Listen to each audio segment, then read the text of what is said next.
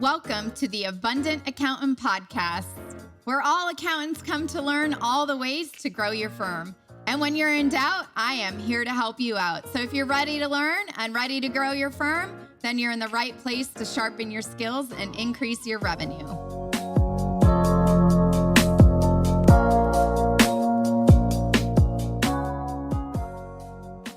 Welcome to the Abundant Accountant Podcast. Today, we have a very special guest. Our special guest is the co-founder and managing partner of Profit First Professionals. Our special guest has over 15 years of experience in managing organizational growth. He is a thought leader in business cash flow management and is a popular speaker on the topic of, you guessed it, profit. And before we dive into today's episode, if you want to learn the 3 proven strategies that a lot of accounting professionals use to build their accounting practice with premium clients, learn how to be different, which we are talking about today with our special guest, and really get paid what you're worth, then sign up for my free masterclass right now at theabundantaccountant.com. Once again, my free masterclass at theabundantaccountant.com, and you'll really learn how to communicate your value, how to collect those higher fees with confidence, and get paid what you're worth. And I want to make sure that you subscribe, and also I invite you to leave a written review for the show. It always helps the show grow, and I can see how I can continue to share the content that you love to hear. In the future, I will take your reviews and highlight it right here on a future episode of The Abundant Accountant. And now let's welcome our special guest, Ron, to the show. All right. I'm excited to be here, Michelle. I am so excited to have you here on the Abundant Accountant Podcast, talking about, a topic that I think is really important. And everyone talks about like niching down and picking your niche, but what do they do about themselves, right? As an accounting firm owner, or like I like to call them, accountingpreneurs. So I know that one of your favorite things to talk about is how is different better, right? And how can an accountant really differentiate themselves from someone in their city or someone in their even niche? So that's what I'd love to dive into today. And I'm very excited to have you here. But before we start, I've already done your intro, but can you share with everyone what is it that you created with your partner in crime? Yeah, sure. Just in case someone doesn't know you who's listening, which I highly doubt, but just in case. No, thank you. Well, actually, Mike is the genius behind all of this. My business partner, Mike McAllowitz, author and entrepreneur, wrote several books. And one of the books that he wrote is called Profit First. It's in his second release. And Mike approached me to build Profit First Professionals, which is a membership organization that supports the teachings in the book. So Mike wrote the book. We built the company together to support it. And our mission is to eradicate entrepreneurial poverty. I love it. And I am all about that, probably because I should have read your book and known you a few years ago before I had to close a company that I had. And maybe if we read your book, we would have still been in business, but I wouldn't be doing what I'm doing today. So I guess I'm glad I didn't read it but now it's great to know. So how can an accountant, differentiate themselves from someone else, even in their city or down the street? So one of the ways that we've done it, and one of the ways that we advise our members to do it, is to how you name yourself. Okay. And so one of the problems is that when we name ourselves something that is of a generic label, say, for an example, you come to me and you said, hey, Ron, we're at a cocktail party, and you say, hey, what do you do for a living? If I said I'm a doctor, I'm a lawyer, I'm a football player, based upon your experiences, you're going to put me in a proverbial box without really knowing, right, everything that I truly do.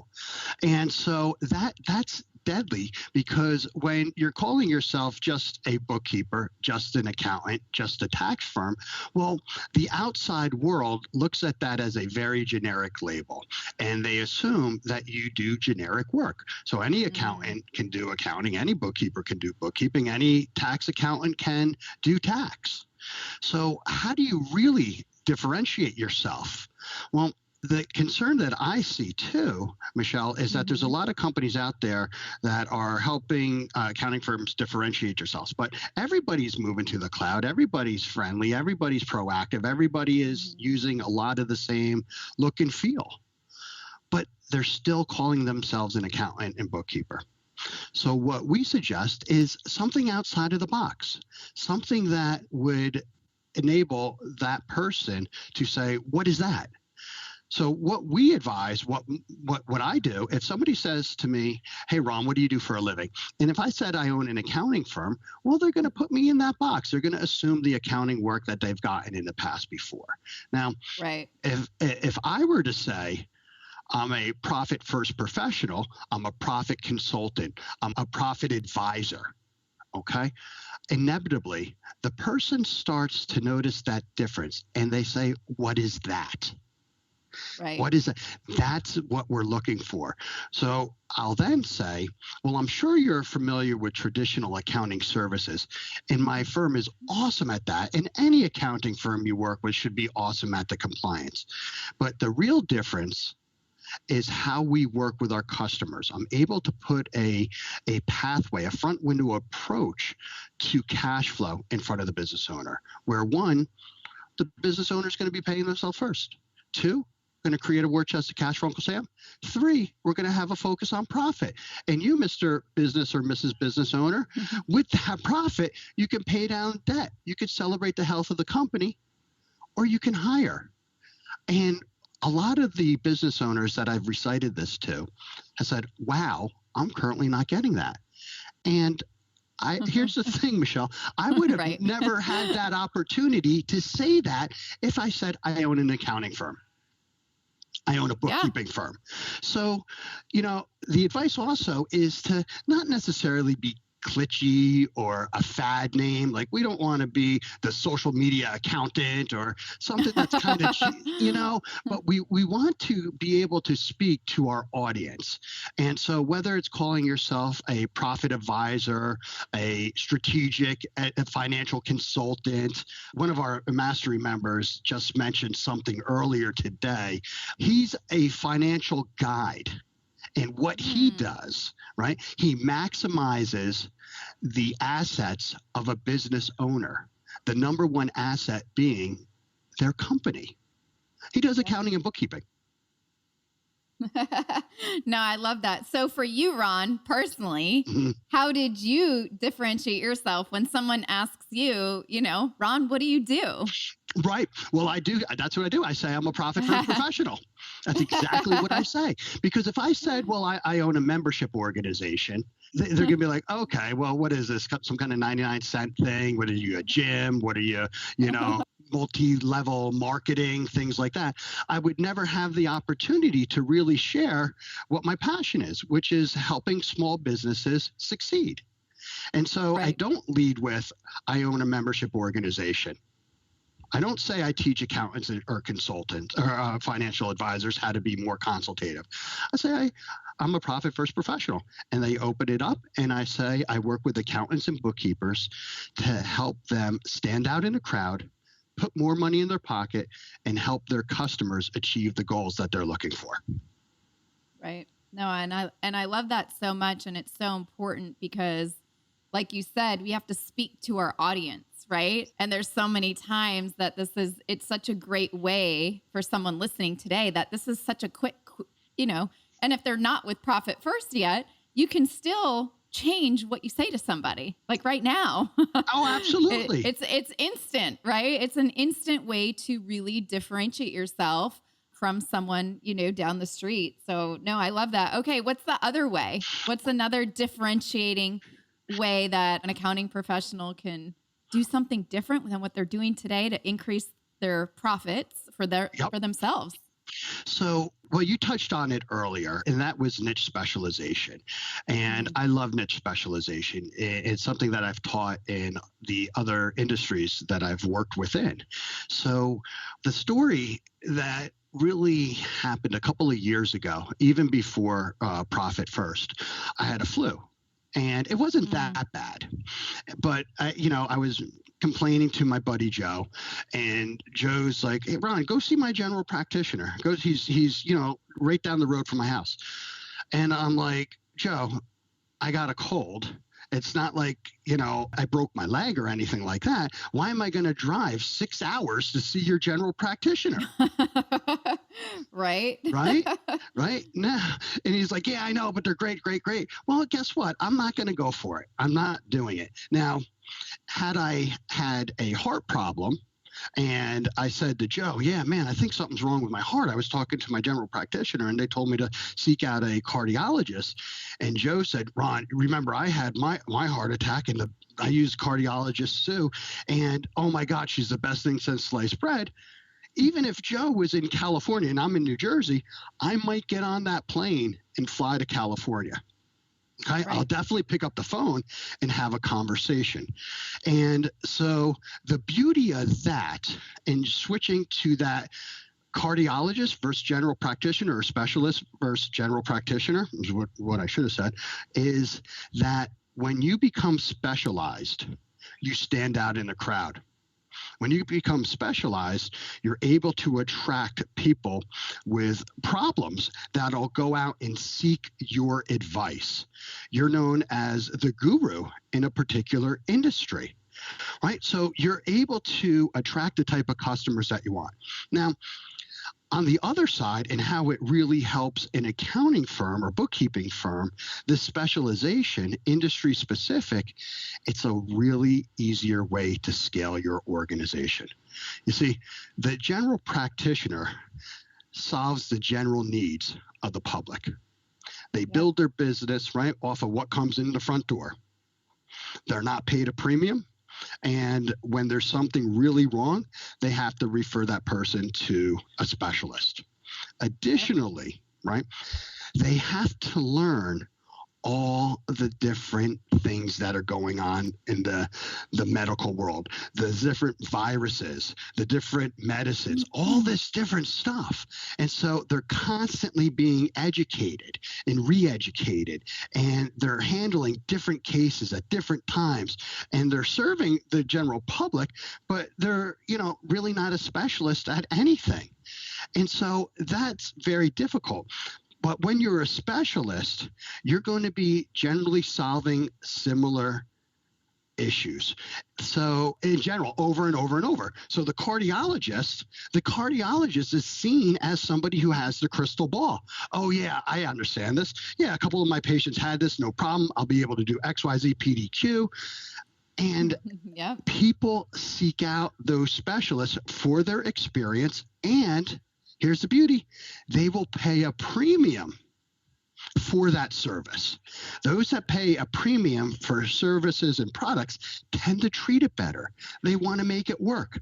If I'm flying out to California and the cardiologist says, "Hey, Ron, you're lucky. You don't need surgery, but you need to change your diet. I want you to call this food company. I want you to work with this personal trainer."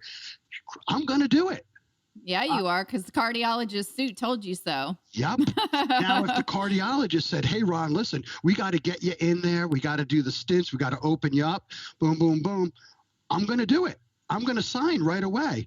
I'm not going to go back and I'm going to say, "Well, you know what? Let me talk to 3-4 other cardiologists necessarily. Let me see what their bids are, and then try to negotiate with the price." Right. So what do you think about negotiating on price? Let's just touch on it a little bit, because I love this topic, right? And I think a lot of times we use the medical term, but people say, "Oh, well, they have insurance." Even though, some of the stuff isn't really covered very highly. Yeah, the specialist doesn't take insurance. Yeah. The cardiologists, the world's best, don't take insurance. They don't. And so with regarding price negotiation, no, I do not offer a more favorable price than what I just presented to you. I'm a fan of the subscription-based model, 3-tier pricing. So if one price and services aren't a fit, well, you can drop down to this other one. You can drop down to this other one if you really want. as well. Mhm. And again, another differentiator right there, right? Like if we're going to talk about three, that was a bonus one. Right, well, yeah, but I got another one down the road, but that's okay. But We got a couple bonuses yeah. today. Got it. But that's really what it's about. It's, really putting yourself in a position to learn, to be good, to replicate, to scale, to streamline. And so, dropping your price, the easiest thing to say is, it wouldn't be fair to my current customers that are paying this investment. I do not have any more favorable pricing. Simple. Right. Many times when I've said that, people say, okay, no problem. Let's move forward. Yeah. If you stop talking, right? Stop talking, don't interrupt, and then people just enroll themselves in working with you or, choosing cardiologist Sue. Yeah, no, exactly. That's why I love your programs. The power of the pause. You got to give them an opportunity. And then the also thing, whenever you drop your price, you're setting a precedent. Right. So every time maybe there's a consulting opportunity or an ad hoc project comes up, they're going to try to, knock you down again. But if you hold firm the first time, you're conditioning them to not ask you to drop your price the second opportunity. Preach. Yeah. I know, right? Okay, so what's the third way that they can differentiate from, cardiologist Sue versus the general practitioner down 6-hour drive away? Right. So this is a difficult one, and that's changing how you view your business, what your mindset is. And I believe that there's two types of entrepreneurial mindsets out there. There's the ordinary entrepreneur, and then there's the colossal entrepreneur. And I'd like to share the differences. The ordinary entrepreneur is defined as the entrepreneur stuck in the time for money, the trap of trying to grow by working harder, for the if only trap of wishing that, if I could only get that one more big client, or if that company will buy me, I'll have a few more hours in the day and I'll be able to do this. That's all BS. It's not true. It's not going to happen. The colossal entrepreneur is defined as the entrepreneur who has a scalable business that can grow to any size or quality they want without them needing to work harder. You don't have to be a billion-dollar company to have a colossal mindset, but you do need to change that mindset from being ordinary to colossal. So one of the things is, how do you know if you're, an ordinary entrepreneur, right? I definitely was an ordinary one with my last business. I think we all are at some point, right? When you're first starting out. Yeah, no, absolutely. That's you're nailing it. Yeah, absolutely. And we end up putting our efforts into serving anybody we can. The squeaky wheel and the most demanding clients get our time, right? We're in the business constantly trying to fix what's broken. Don't even have the time to improve the business.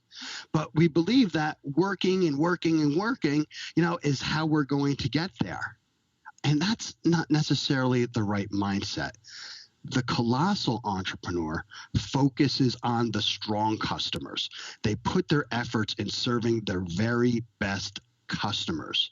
She builds systems, methods that streamline these working processes. At the same time, they're always seeking ways to remove what is not working.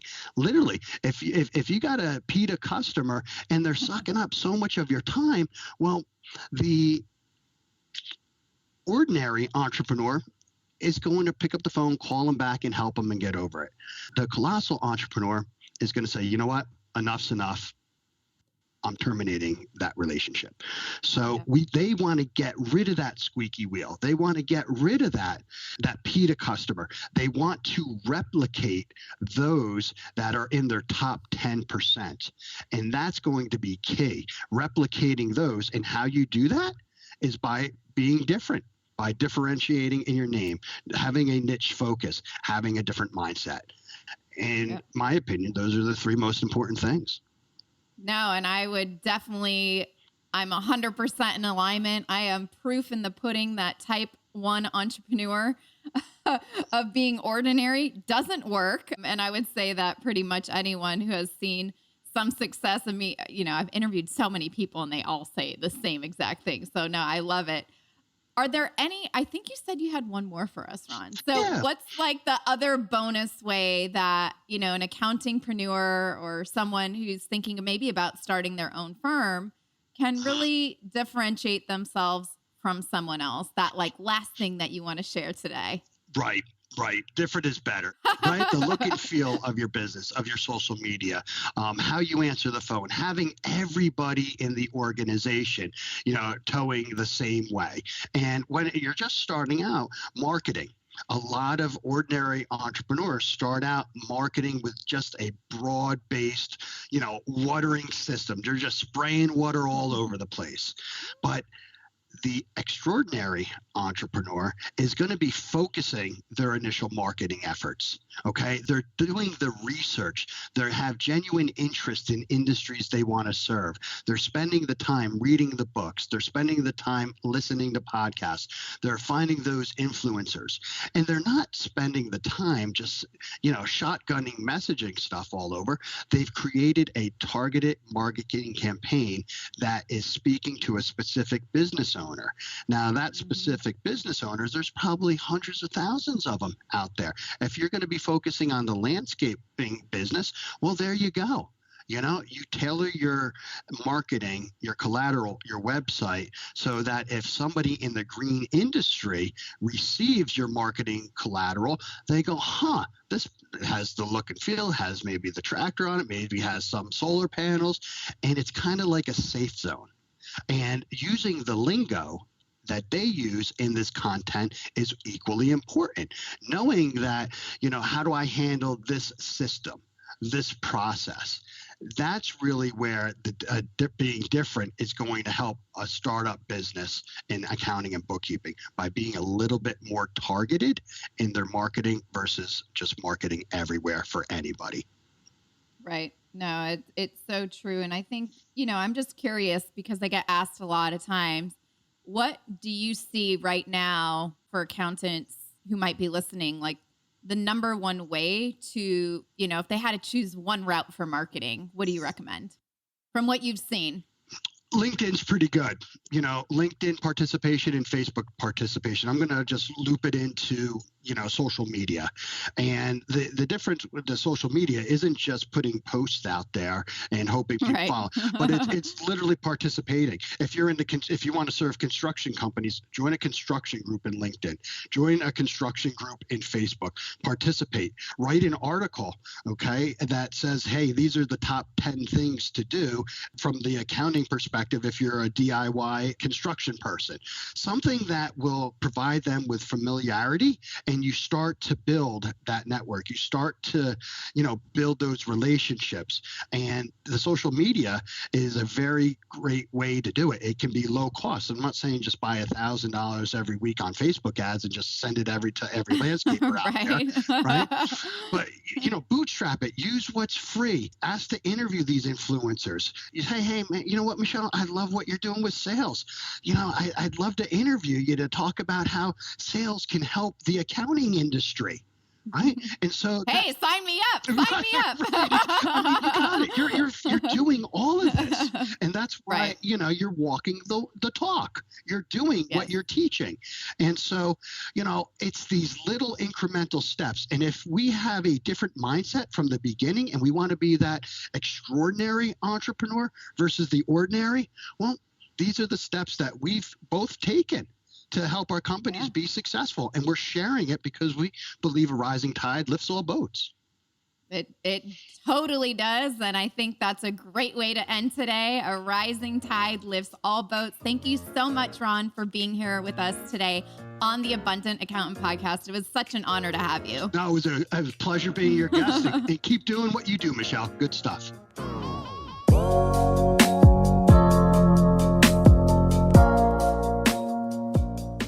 What an amazing episode with Ron today, right here on the Abundant Accountant Podcast. And really, as you all know, what's that one thing that you can do to change maybe how you're naming yourself? maybe go from that generic label into something a little bit more specific, right? That speaks to your exact audience of who you're trying to help and serve. So maybe that's one of the things that you can put into action today. Or maybe you're focusing on your niche specialization. Very similar to how I did. I mean, when I started, I have another podcast called Success Unfiltered, and it's mostly for the general population of entrepreneurs. And in October of 2018 is when I launched this podcast, the Abundant Accountant Podcast, because I specifically work with accounting professionals who have been in business for over 2 years, who are struggling with their sales conversations and really sick and tired of not getting paid what they're worth and giving way too much information for free.